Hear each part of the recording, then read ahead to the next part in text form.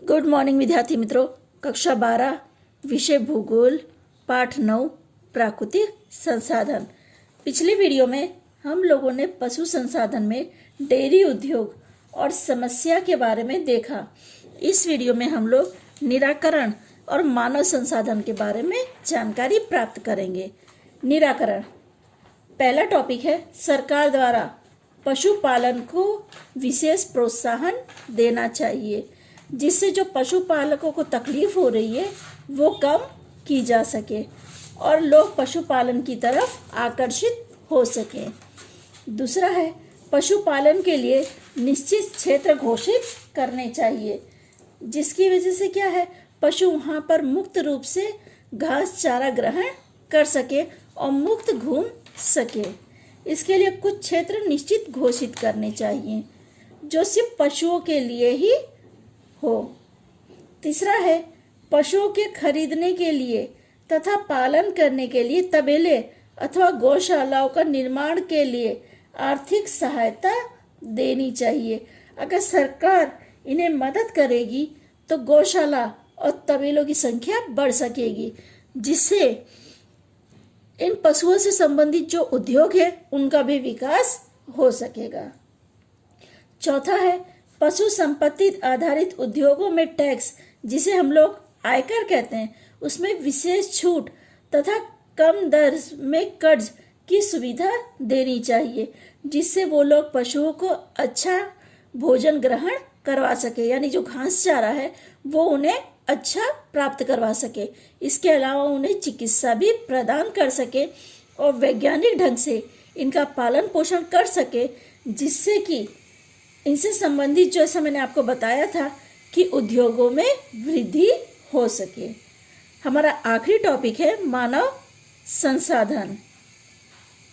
संसाधन भूगोल में मानव केंद्र स्थान पर है क्योंकि प्राकृतिक में आए हुए किसी भी पदार्थ को मनुष्य अपनी आवश्यकता की पूर्ति के लिए उपयोग में ना ले तब तक वह पदार्थ संसाधन नहीं बन सकता है। यानी मनुष्य प्रकृति के हर संसाधन का अपने लिए किसी न किसी रूप में उपयोग करता है। अगर वो उसका उपयोग नहीं करता है तो वो पदार्थ संसाधन नहीं कहलाता है। सृष्टि में केवल मनुष्य ही अपनी आवश्यकताओं की पूर्ति करने के लिए प्राकृतिक एवं सांस्कृतिक वातावरण का उपयोग करता है क्योंकि अब मनुष्य अपनी आवश्यकता के लिए प्राकृतिक पर और सांस्कृतिक वातावरण पर आधारित है। भूमि, जल, जमीन, खनिज, कृषि, पशुपालन, उद्योग, व्यापार, परिवहन आदि का उपयोग मनुष्य संभव बनाता है जिससे सामाजिक संगठन, राजनीतिक प्रबंध तथा सांस्कृतिक विकास कर सकता है। इन सभी के लिए मनुष्य शक्ति, बौद्धिक शक्ति तथा टेक्नोलॉजी का उपयोग बहुत ही महत्वपूर्ण है। मनुष्य अपने विकास के लिए अपनी बौद्धिक शक्ति का और टेक्निकल शक्ति का उपयोग करता है। मानव संसाधन के अध्ययनों में जनसंख्या का वितरण, जनसंख्या का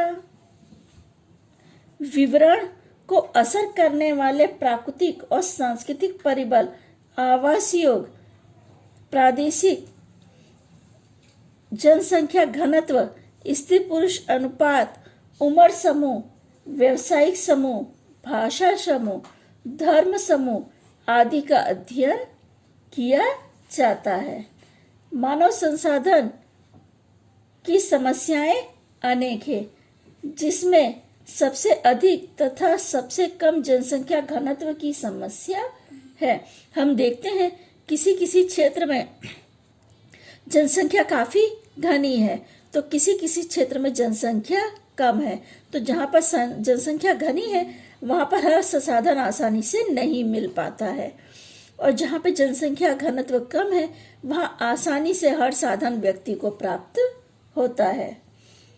अत्यधिक जनसंख्या वाले प्रदेशों में संसाधनों की कमी अथवा तंगी उत्पन्न होती है क्योंकि उपयोग करने वाले अधिक होते हैं। जितना ज़्यादा उपयोग करने वाले होंगे, संसाधनों की उतनी ही तंगी होती है। इसके विपरीत कम जनसंख्या वाले प्रदेश में कार्यशील जनसंख्या का प्रमाण कम होने से संसाधनों का प्रमाण उपयोग नहीं हो सकता।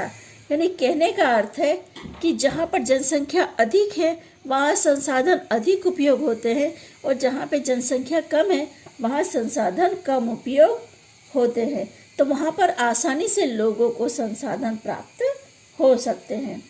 प्राकृतिक संसाधन के अनुसार मानव संसाधन का वितरण नहीं हो सकता है, जिसके लिए गरीबी, भूखमरी, प्रदूषण के प्रश्न विकट समस्या खड़ी हुई है।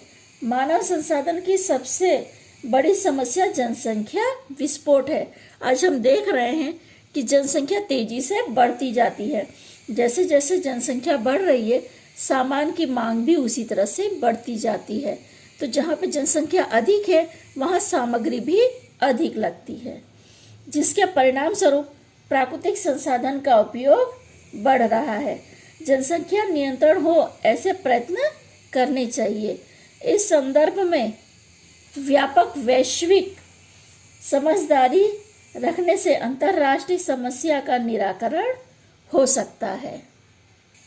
कहने का अर्थ है कि हमें जनसंख्या को नियंत्रण में रखना चाहिए, जिससे हर संसाधन हर व्यक्ति को प्राप्त हो सके।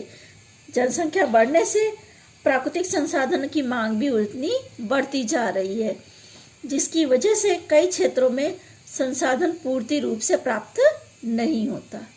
ठीक है विद्यार्थी मित्रों, इसी के साथ हमारा ये पाठ पूरा होता है।